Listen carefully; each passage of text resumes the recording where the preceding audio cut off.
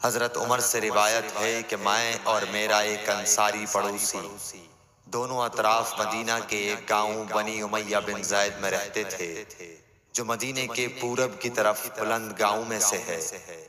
ہم دونوں باری باری حضرت صلی اللہ علیہ وسلم کی خدمت شریف میں حاضر ہوا کرتے تھے۔ ایک دن وہ آتا، ایک دن میں آتا۔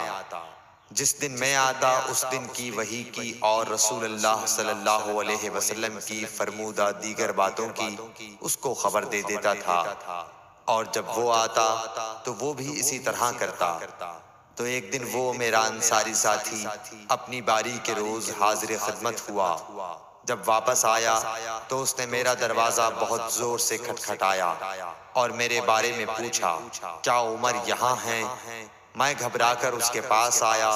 وہ کہنے لگا کہ ایک بڑا معاملہ پیش آ گیا ہے، یعنی رسول اللہ صلی اللہ علیہ وسلم نے اپنی بیویوں کو طلاق دے دی ہے۔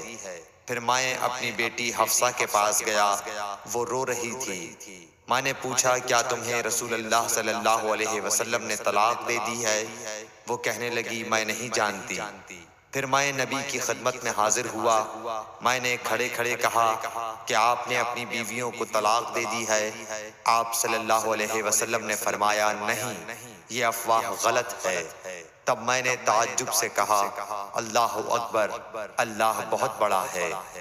صحیح بخاری حدیث نمبر 89۔